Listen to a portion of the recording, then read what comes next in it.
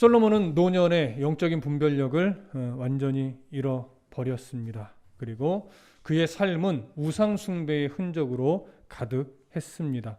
그의 인생 가운데 하나님은 두 번에 걸쳐서 그에게 꿈 가운데 나타나셔서 어떻게 해야 될지 하나님의 말씀과 교훈을 지키고 다윗이 걸어갔던 그 길을 따라 너도 분명하게 걸어가야 된다라고 하는 사랑 깊은 말씀을 주셨지만 다윗은 그 말씀에 귀 기울이지 못했습니다. 그래서 결국 하나님은 솔로몬을 징계하사 그의 아들 때에 나라를 분열시키겠다라고 작정하셨죠. 드디어 솔로몬은 40년간의 통치 인생을 마무리하고 죽었습니다.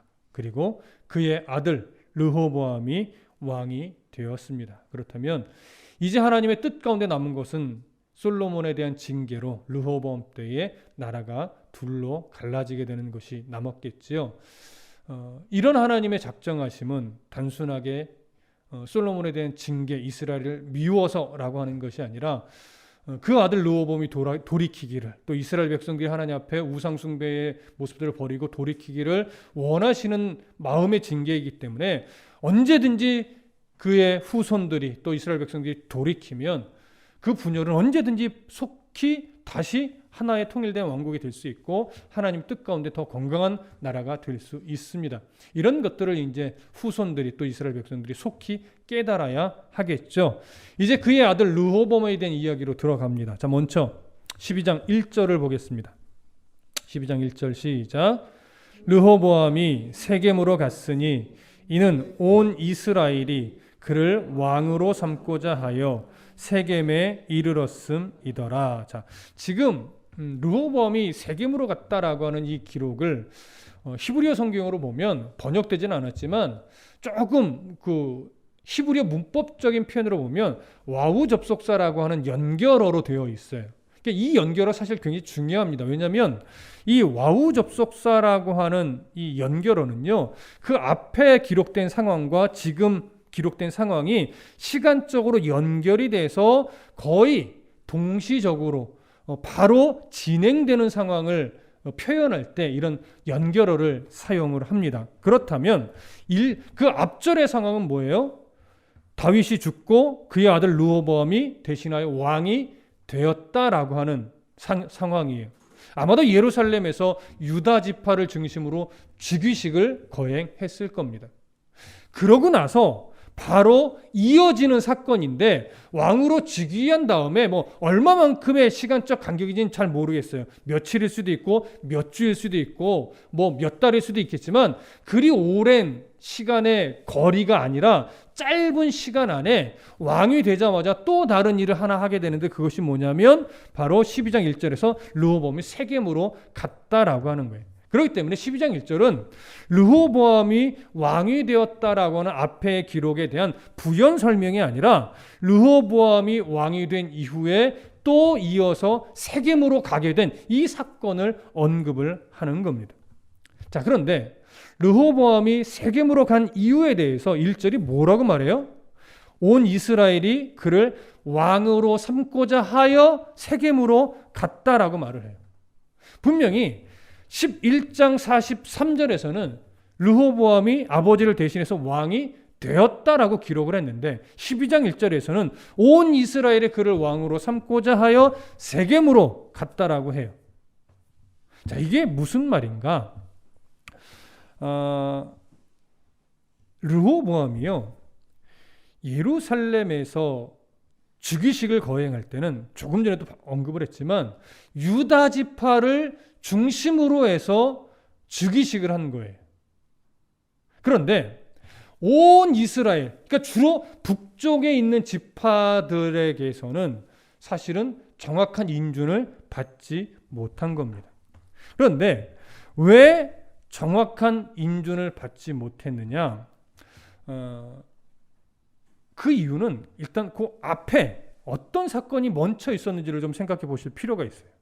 열왕기상 우리가 11장 26절부터 40절에서 살펴볼 때 무슨 내용을 보았냐면 솔로몬의 노년 때에 에브라임 지파가 에브라임 지파가 이제 노역의 문제, 유다 지파 안에 있는 그 다윗성이라든 이런 보수 공사를 이 에브라임 지파가 했단 말이에요. 요셉 족속이 했는데 그때 이 에브라임 지파가 여로보암과 함께 이 심한 노역이 너무 힘들다라고 하면서 솔로몬을 향해서 반란을 일으켰었어요. 그래서 여로보암이 어디로 도망갈 수밖에 없었어요? 애굽으로 도망갈 수밖에 없었죠.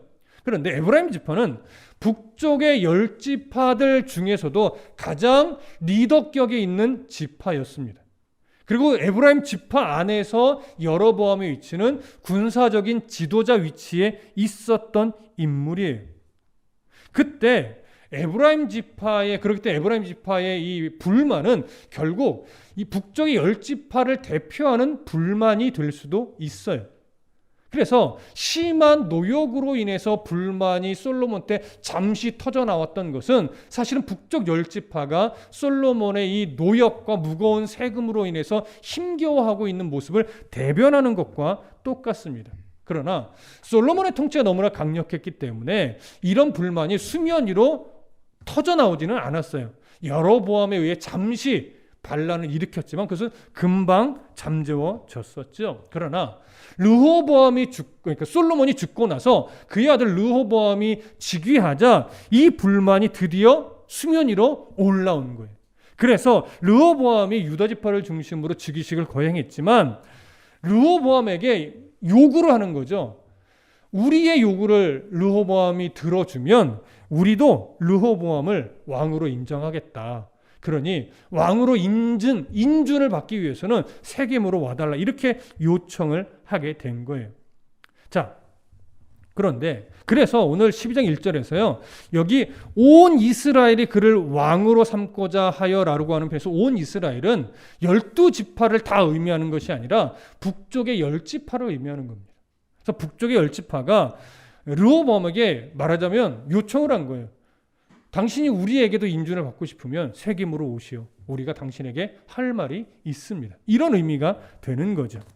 자, 그런데 이렇게 북쪽의 10지파가 르호보암의 왕권에 대해서 인준을 해줄 테니 와라. 이렇게 요청을 감히 할 수 있는 건가? 이게 말이 되는가? 우리가 이렇게 생각할 수 있는데 사실요. 이렇게 말할 수 있는 이유가 있어요. 이스라엘은요. 본래 여호수아와 함께 가나안 땅에 들어와서 지파별로 기업을 분배받을 때 이스라엘은 처음부터 왕정 체제가 아니었어요. 지파별로 말하자면 연합국가의 형식을 띠고 있었습니다. 그러면서 중요한 일이 있을 때는 누구를 중심으로 해서 움직였어요? 사사를 중심으로 해서 움직였었어요. 그런데 이제 이 이스라엘 백성들이 왕을 요구하다 보니까 하나님이 다윗을 준비하고는 있었지만 사울을 왕으로 세웠었죠. 사람이 원하는 왕이었어요. 그래서 사울이 죽고 나서 다윗이 왕이 되었지만 처음 다윗이 왕이 될 때는 전체 이스라엘의 왕이 아니었어요.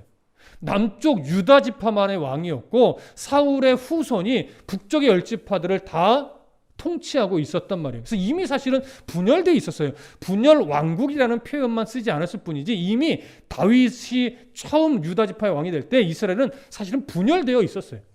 그때 정치적인 이유로 헤브론에서 이 북쪽의 10지파들과 언약을 맺으면서 나라를 통일 왕국으로 이루었던 거죠. 그래서 이스라엘은 항상 왕정 시대가 열렸지만 그래도 왕정 시대 안에서도 항상 12지파가 서로 중앙정부에 협력하는 형식의 이 분위기를 항상 가지고 있었어요. 12지파가 항상 중앙정부에 연합하는 형식이라면 이 과정에서 또 어떤 기류가 흘러가냐면 북쪽의 10지파가 하나의 세력을 사실은 긴장관계를 갖고 있고 또 남쪽은 유다를 중심으로 하나의 긴장관계를 형성해서 북쪽의 10지파와 남쪽의 유다를 한 지파를 중심으로 한 이 나라가 항상 두 이 그룹 간의 긴장관계를 언제든지 형성을 하고 있었어요. 다만 그렇지만 다윗이 너무나 하나님 앞에 훌륭한 왕이었고 솔로몬이 너무나 지혜롭고 강력한 왕권을 가지고 있었기 때문에 그런 긴장관계가 수면 위로 드러나지 못했을 뿐이에요. 그런데 솔로몬 때의 그 지혜롭던 왕이 점차 통치가 어떻게 바뀌어가요? 우상 숭배의 흔적으로 바뀌어가면서 이 솔로몬의 통치는요 다분히 유다 지파에게 편파적이었어요. 유다 지파는 노역의 의무도 지지 않았고요. 유다 지파는 세금의 의무도 없었어요. 노역과 세금은 항상 북쪽의 10지파의 몫이었어요. 그러다 보니까 북쪽의 10지파는 불만을 가지고 있었지만 솔로몬이 사실 정치를 잘했거든요. 나라를 부강하게 해줬거든요. 그리고 그의 왕권 자체가 너무나 강력했어요. 그래서 점차 불만이 쌓여 있었지만 표출을 못했었죠. 그것이 이제 언제 표출이 되는 거예요? 르호보암 때 표출이 확 되는 거예요. 그러니까 그런 어떤 긴장 관계를 늘 가지고 있었기 때문에 르호보암 때는 이제 그런 이유로 요청을 하는 거예요. 우리는 당신의 왕권을 인정할 수 없다. 그러니 당신이 세겜으로 와서 우리의 요구를 들어주면 우리도 당신의 왕권을 인정하고 당신을 섬기겠다. 이렇게 나오게 된 거예요. 그렇기 때문에 사실은 이들의 요구는요, 정당하다고도 말할 수 있어요. 옳다고 말할 수는 없어요. 하지만 정당한 요구를 그들도 하고는 있는 겁니다. 르호보암의 입장에서는 참 자존심 상하는 일이고 화가 나는 상황일 수도 있지만 북쪽의 10지파 세력은 결코 무시할 수 없는 세력이에요. 그리고 아직 자신의 이 왕권이 강력하다고 여기지 못하고 있었을 거예요. 그러니까 그들의 요구에 따라 이 르호보암이 세겜으로 현재는 갈 수밖에 없는 상황이죠. 자, 그렇게 해서 르호보암이 북쪽 10지파의 요구에 따라 세겜으로 갔습니다. 자, 이어서 본문을 좀 볼게요. 2절부터 5절까지 함께 읽겠습니다. 시작. 느밧의 아들 여로보암이 전에 솔로몬 왕의 얼굴을 피하여 애굽으로 도망하여 있었더니 이제 그 소문을 듣고 여전히 애굽에 있는 중에 무리가 사람을 보내 그를 불렀더라. 여로보암과 이스라엘의 온 회중이 와서 르호보암에게 말하여 이르되 왕의 아버지가 우리의 멍에를 무겁게 하였으나 왕은 이제 왕의 아버지가 우리에게 시킨 고역과 매운 무거운 멍에를 가볍게 하소서. 그리하시면 우리가 왕을 섬기겠나이다. 르호보암이 대답하되 갔다가 3일 후에 다시 내게로 오라 하매 백성이 가니라. 자, 북쪽의 10지파는요, 세겜으로 르호보암을 부르기 전에 먼저 한 가지 일을 먼저 했습니다. 그게 뭐냐면 애굽에서 피신해 있던 여로보암을 불러오는 거예요. 왜 불러왔을까요? 아마도 여로보암을 애굽에서 부른 이유는 자기들의 대변인 역할을 해달라고 하는 요청이었을 겁니다. 그래서 3절에 보면 세겜에서 르호보암을 만날 때 여로보암과 이스라엘의 온 회중이 와서 르호보암에게 말하여 이렇게 표현합니다. 여로보암의 이름이 가장 앞에 나오죠. 아마도 그 이유는 그가 대변인의 자격으로 그들과 함께 왔기 때문으로 여겨집니다. 자, 그래서 여로보암은 북쪽 10지파에게 있어서 어떤 인물로 지금 여겨진다라고 말할 수 있냐면 솔로몬에게 반기를 드렸을 때의 모습처럼 북쪽의 10지파를 리더해서 이 강력한 세력 앞에 좀 할 말을 할 수 있는 그러한 리더의 역할로 인식되어 있었다는 것을 알 수 있어요. 그래서 그만한 인물이 없다라고 여겼기 때문에 우리를 대신해서 좀 강력하게 말할 수 있는 대변자로 여로보암을 불렀고 그가 이제 대표로 르호보암과 말하자면 협상을 진행을 하게 되는 겁니다. 자, 그렇기 때문에 이 대변자로선 여로보암은 르호보암에게 이제 정식으로 이렇게 요청합니다. 왕의 아버지가, 솔로몬을 얘기하는 거죠. 왕의 아버지가 우리의 멍에를 무겁게 하였으나 왕은 이제 왕의 아버지가 우리에게 시킨 고역과 매운 무거운 멍에를 가볍게 하소서. 그리하시면 우리가 왕을 섬기겠나이다. 여러분 무슨 느낌인지 아시겠죠? 이 여로보암이 말한 솔로몬이 시킨 고역, 매운 무거운 멍에 결국은 뭐냐면 두 가지예요. 심한 노역, 그 다음에 무거운 세금. 이 두 가지를 없애달라는 게 아니에요. 뭐라고 말해요? 가볍게 해달라. 우리가 나라의 백성으로서 해야 될 역할은 하겠다. 하지만 솔로몬 왕 때 우리에게 부과된 것은 너무 과하다. 우리가 너무 힘들다. 그러니까 노역도 좀 가볍게 해주고 세금도 좀 가볍게 해달라. 그러면 우리가 당신을 왕으로 인정하고 섬기겠다. 이런 요구죠. 여러분, 이거는 정당해요. 당연히 이렇게 요구하는 것은 그들의 입장에서는 옳은 겁니다. 그래서 지금 이들의 요구를 잘 보면요, 나라를 분열시키겠다는 의도는 아직 없어요. 자신들의 이 요구만 들어주면 언제든지 그들은 르호보암을 그대로 왕으로 섬길 준비가 되어 있었던 겁니다. 자, 르호보암은 이렇게 북쪽 10지파들의 요구를 심사숙고해서 진지하게 고민하고 생각했어야 합니다. 어쩌면 북쪽의 10지파가 바로 반기를 들어서 독립을 요구한 것이 아니라 이런 요구를 했다고 하는 것은 르호보암에게서는 아주 좋은 기회예요. 백성들의 마음을 얻어서 한 나라의 이 통일된 이스라엘의 왕으로서 견고하게 서는 데 있어서 아주 좋은 기회일 거예요. 그렇다면 지금 이 기회가 르호보암에게 있어서는 아버지 솔로몬이 했던 실수를 되풀이하지 않고 하나님의 뜻이 어디 있는가를 구하고 하나님의 뜻 가운데서 백성들을 섬기는 왕으로서, 가장 지혜로운 왕으로서 다시금 첫 발을 디딜 수 있는 좋은 기회일 수 있습니다. 그래서 르호보암에게 있어서 지금 이 상황은 너무나 중요한 사항이죠. 그래서 르호보암은 나름 신중하게 3일 있다가 다시 와라. 그때 내가 답을 줄게. 이렇게 이야기하고 북쪽의 10지파를 돌려보냅니다. 그랬더니 북쪽의 10지파가 그 말을 듣고 돌아갔어요. 결국 이 모습에서 우리가 뭘 봐요? 아, 정말 이들은 나라를 분열시킬 의도는 없구나. 이걸 우리가 알 수 있게 되죠. 자, 그러면서 이제 르호보암은 그들의 말을 듣고 어떻게 해야 될까? 이제 결정을 하게 되는데 먼저 6절과 7절을 봅니다. 6절과 7절 함께 읽습니다. 시작. 르호보암 왕이 그의 아버지 솔로몬의 생전에 그 앞에 모셨던 노인들과 의논하여 이르되 너희는 어떻게 충고하여 이 백성에게 대답하게 하겠느냐?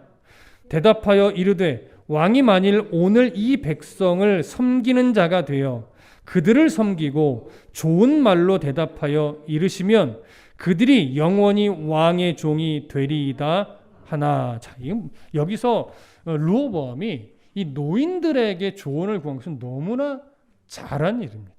여기서 노인들이라고 표현했지만 여기서 노인들은 어떤 의미냐면 정치의 경험이 많고 하나님의 시선으로 이 정치의 시선을 둘 줄 아는 매우 현명한 어른들을 말하는 거예요. 장로급의. 이 사람들이 이미 누구 때도 솔로몬을 수종 들었어요? 아니, 솔로몬 때 이미 이들은 함께 정치를 하면서 나라의 모든 행정을 맡았던 자들이라는 거예요.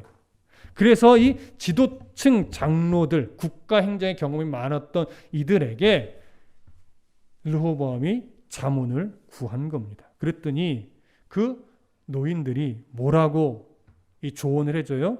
북쪽 지파들이 요구한 대로 고역과 멍에를 가볍게 해주면서 그들을 사랑으로 섬겨주면 영원히 그들이 르호보암의 종이 될 것입니다.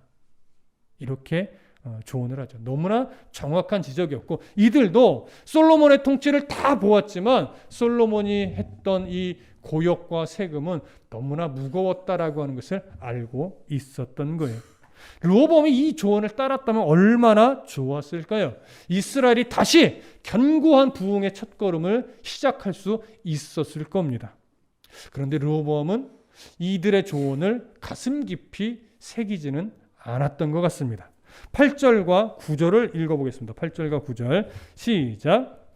왕이 노인들이 자문하는 것을 버리고 자기 앞에 모셔있는 자기와 함께 자라난 어린 사람들과 의논하여 이르되 너희는 어떻게 자문하여 이 백성에게 대답하게 하겠느냐? 백성이 내게 말하기를 왕의 아버지가 우리에게 메운 멍에를 가볍게 하라 하였느니라. 자, 여기 보면 르호보암이 노인들의 조언을 버리고 자기와 함께 자란 어린 사람들과 의논했다라고 합니다. 여러분, 노인들이 자문하는 것을 버리고라고 하는 이 표현에서 버리고로 번역된 히브리어에는요, 주로 선한 것, 정말 마땅한 것, 당연히 그렇게 해야 되는 것, 이것을 버렸다라고 하는 의미에서 많이 사용하는 표현이에요. 자, 그러니까 지금 르호보암은 하나님 앞에서 바른 통치, 백성들을 위하는 바른 통치에 별로 관심이 없다는 것을 알 수 있어요. 그래서 노인들의 이 조언이 옳은 것은 알아요. 그런데 정작 본인은 싫은 거예요. 그래서 버렸다라고 하는 표현을 쓰는 겁니다. 여러분, 르호보암이 왜 노인들의 그 자문이 옳다는 것 알면서도 버렸을까요? 본인이 듣고 싶었던 조언이 아니기 때문에 그렇습니다. 르호보암은 지금 하나님 앞에서 바른 통치에 관심이 없어요. 백성들을 어떻게 하면 돕고 그들을 위할 수 있을까? 여기에 관심이 없어요. 어떻게 하면 더 강력한 왕권을 쥐고 이 백성들을 노예처럼 부려서 어떻게 하면 내가 더 높아지고 내가 더 즐겁고 내가 더 행복할까? 이런 것. 그러니까 기득권을 누리고 권세를 누리고 이런 것에만 관심이 있는 거예요. 그래서 자기가 듣고 싶어하는 조언을 이들이 하지 않았기 때문에 그 조언은 버리고 자기애가 듣고 싶은 조언을 해줄 만한 사람을 다시 부르는데 그들이 바로 자기 앞에 모셔 있는 자기와 함께 자라난 어린 사람들이라고 성경이 기록하는 겁니다. 여러분, 왜 어린 사람들이라고 표현했을까요? 이들은요, 정말 어린 사람이 아니에요. 르호보암이 즉위하면서 새롭게 편성된 내각 정치인들이에요.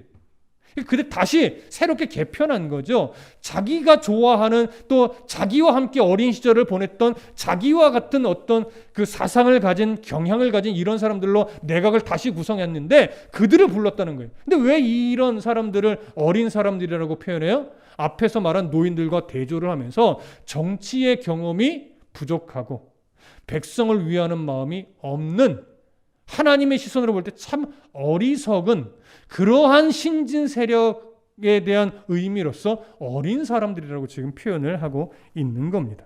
특히 자기 앞에 모셔 서 있는 그리고 자기와 함께 자라난 어린 사람들. 그러니 성향도 비슷하죠.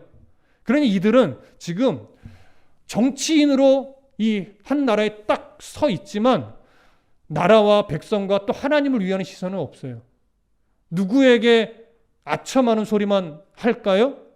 왕에게 아첨하는 소리만 하는 그런 사람들이.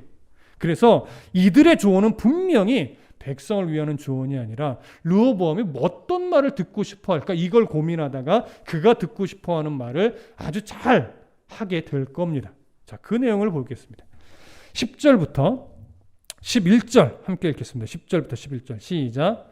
함께 자라난 소년들이 왕께 아뢰어 이르되 이 백성들이 왕께 아뢰기를 왕의 부친이 우리의 멍에를 무겁게 하였으나 왕은 우리를 위하여 가볍게 하라 하였은즉 왕은 대답하기를 내 새끼손가락이 내 아버지의 허리보다 굵으니 내 아버지께서 너희에게 무거운 멍에를 매게 하였으나 이제 나는 너희의 멍에를 더욱 무겁게 할지라.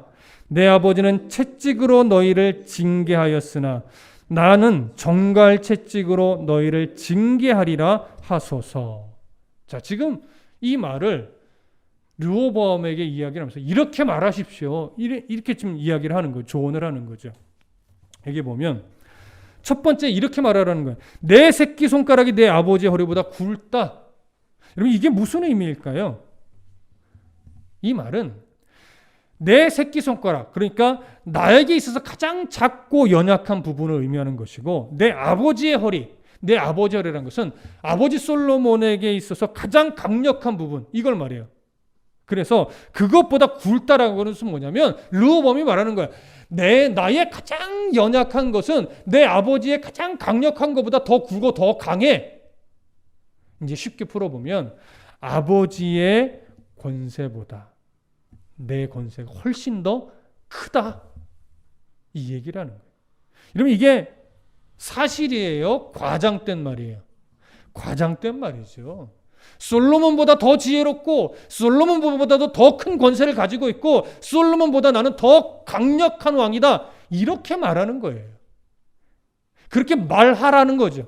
그러니까 이들의 조언이 얼마나 아첨된 말이고 얼마나 과장된 말이고 얼마나 그 르호보암의 귀에만 단 그런 말인지 우리가 알 수 있습니다.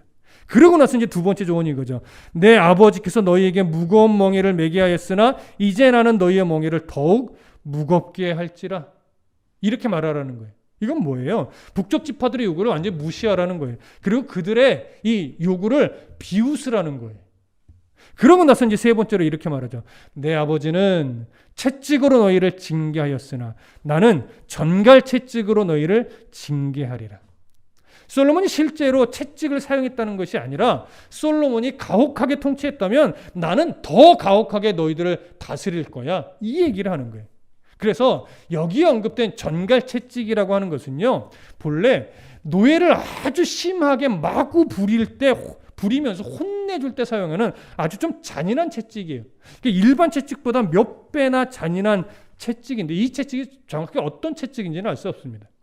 로마 사람들이 사용했던 채찍과는 좀 다른 채찍으로 봐요. 그래서 이런 채찍을 언급한 것은 이스라엘 백성들의 요구를 거절하고 더 강압적인 정치를 통해서 그들에게 두려움을 줘서 공포 정치를 통해 그들이 더 두려움 속에 복종하게 만들려고 하는 그런 의도였죠. 여러분, 북쪽 지파들이 어떻게 반응하게 될지 전혀 고려하지 않은 어리석은 조언이에요. 그러면 여러분 이 사람들이 이 젊은 정치인들이 왜 이런 조언을 했을까요? 이들도 결국은 솔로몬의 정책에 의해서 유다 지파에 속한 사람들로서 수많은 특혜와 기득권을 누리던 사람들이에요. 그러니까 고역과 멍에를 가볍게 해주면 자신들이 누리던 특혜를 더 못 누릴까 봐 자신들이 기득권을 이렇게 뺏긴다, 놓게 된다 이렇게 여겼던 것 같아요. 그러니까 르호보암과 함께 자란 이런 사람들은요 오히려 이 백성들을 더 강압해서 우리들이 누리던 것 또 우리가 가지고 있는 기득권을 더 크게 불리자. 이들을 가볍게 해주면 나중에는 우리 머리 위에 설 거야. 이런 식의 잘못된 이해를 갖고 있었던 거죠. 기득권 누리던 거 이거 조금이라도 포기하고 싶지 않았기 때문에 르호보암의 귀에 좋은 소리였지만 결국 그게 자기들한테도 좋은 거다 이렇게 생각을 한 거예요.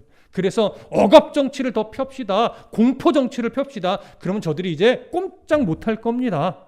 이렇게 이야기를 했지만 결국 이 조언은요 이스라엘을 분열시키는 그 길을 연 참으로 어리석은 조언이 됩니다. 이 장면에서 정말 안타까운 것이 뭐냐면 르호보암이 노인들에게도 자문을 구하고 어리석은 젊은 정치인들에게도 자문을 구했지만 이 르호보암이 선지자나 또는 제사장들을 불러서 하나님의 뜻은 어디 있는가? 이것은 전혀 구하지 않았다라고 하는 사실입니다. 르호보암이 하나님의 뜻을 구하기만 했더라도 아마 조금은 달라지지 않았을까 이런 생각을 하게 되는데 전혀 하나님의 뜻을 구하는 모습은 성경에서 찾아볼 수가 없습니다. 오늘 본문에서 하나님은 그 노인들의 입을 통해서 사실은 르호보암에게 어떻게 하는 것이 옳은 것인지 알려줬어요. 결국 뭐예요? 백성들을 섬기는 것이 좋은 왕이다라고 하는 것을 들려줬죠. 그런데 그것이 자기가 싫어서 거절한 거예요. 그럼 오늘날 신앙생활을 하고 하나님 앞에서 참으로 애쓰는 이 성도들의 삶이 너무나 소중한데 가끔은 보면 교회를 오고 예배를 드릴 때 어떤 기대를 갖고 오는 경우가 있어요. 근데 그 기대는 뭐냐면 오늘 설교를 통해서 하나님이 내가 듣고 싶은 말을 해주지 않을까? 이런 기대. 여러분, 하나님 앞에 오늘 무슨 말씀을 주실까라고 기대를 갖는 건 너무나 귀한 일이에요. 왜? 기대감이 사라진 이 시대를 우리가 살아가고 있기 때문에 오늘 말씀을 통해서 하나님이 내게 뭘 말씀해 주실까? 이런 기대를 갖는 건 너무나 소중한 일이고 그래야 해요. 그런데 뭘 조심해야 되냐면 내가 듣고 싶은 말을 이미 정해놓고 오는 것. 이거 조심하셔야 돼요. 내가 듣고 싶고 내가 하나님이 이런 말씀을 해주시면 좋겠다 이미 정해놓고 오면요. 그와 다른 말을 할 때 그게 귀에 안 들어오거나 그게 은혜로 받아들여지지가 못하는 거예요. 아멘 할 수가 없게 돼요. 그런데 여러분 성경을 잘 보면 하나님이 회중 가운데 선포하는 말씀의 거의 80%가 뭔지 아십니까? 성경에서 교훈처럼 쏟아내는 80%의 메시지가요. 책망이에요. 여러분 왜 성경에서 한 80%의 교훈이 책망에 해당할까요? 사람이 그만큼 연약하고 죄성이 가득하고 어리석기 때문에 그래요. 그래서 우리가 정말 하나님을 사랑하는 게 맞는데 정말 하나님의 뜻 가운데 바르게 살고자 하는데 그럼에도 불구하고 우리가 연약하고 우리가 욕심이 아직 남아있고 우리가 여전히 세상 가운데 우리의 시선이 고정되어 있다 보니까 너무나 많은 부분 우리 안에 죄성이 살아있어요. 그래서 하나님은 왜 책망하느냐? 우리가 못돼 먹어서가 아니에요. 왜 하나님 우리를 책망하느냐? 우리가 미워서가 아니에요. 결국 하나님의 책망은 우리를 회복시키기 위한 사랑의 목소리란 말이에요. 이거 바꿔야지 네가 내 자녀다워져. 너 이거 고쳐야지 나를 닮게 되는 거야. 너 이거 바꿔야 돼. 너 이거는 정말 혼난다. 왜 이 혼난다고 무슨 의미예요? 내가 정말 널 사랑해 이거예요. 근데 우리는 이런 하나님의 마음을 모르면 너 이거 하지 마. 너 이거 안 돼. 너 이러면 신앙생활 옳은 거 아니야. 이런 소리가 참 불편하게만 여겨지는 거예요. 싫은 거예요. 그냥 너 잘하고 있어. 어우 너 착해. 너 최고야. 너 잘 될 거야. 너 복 받을 거야. 이런 위로의 소리만 듣고 싶어 하는 거죠. 그런데 아니란 말이에요. 성경 끊임없이 우리를 책망해요. 그리고 그 가운데 때로는 이제 위로의 목소리도 있지요. 그리고 그 가운데 끊임없이 그 밑바탕으로 가면 내가 얼마나 널 사랑하는지 아니? 내가 예수 그리스도의 생명과 너를 바꿨어. 이 얘기를 그 밑바탕에서 하는 거예요. 너 이러면 안 돼라고 하나님이 책망하시지만 그러나 내가 널 얼마나 사랑하는데 내가 예수의 피값으로 널 샀잖아. 그래서 너 이거 바꿔야 돼. 그래서 너 이거 고쳐야 돼. 그래서 너 이거 돌이켜야 돼. 이 책망을 하시는 거란 말이에요. 근데 여기서 이 사랑의 메시지, 사랑의 목소리를 듣지 못하고 이거 바꿔, 이거 안 돼, 이거 돌이켜 이 소리만 듣는다면 아직 우리는 참 미성숙한 거예요. 하나님의 깊은 사랑. 그래서 어떤 성도가 정말 하나님의 은혜 아래에 있는 성도냐? 하나님의 책망의 말씀이 달콤한 사랑의 목소리로 들려지는 사람. 이 사람이 성숙한 성도죠. 오늘 우리에게 이런 은혜가 회복됐으면 좋겠습니다. 르호보암이 그걸 놓치는 거예요. 백성들을 섬겨라. 그러면 그들이 너의 영원한 종이 될 거야. 이게 얼마나 귀한 이야기입니까? 교회는 우리가 흔히 말하는 교회는 섬기러 오는 데예요. 섬김을 훈련하러 오는 데예요. 결코 군림하러 오는 자리가 아니죠. 특히 이 말씀은 사역자의 위치에 있는 사람들에게는 더 경각심으로 와야 돼요. 교회는 목회자가 섬겨야 되는 자리지 군림하는 자리가 아니잖아요. 근데 이상하게 한국 교회는 자꾸 목회자가 되고 목회자가 섬기는 교회가 성장하면 점차 군림을 하는 모습을 보이게 되고 요즘 그런 말 하잖아요.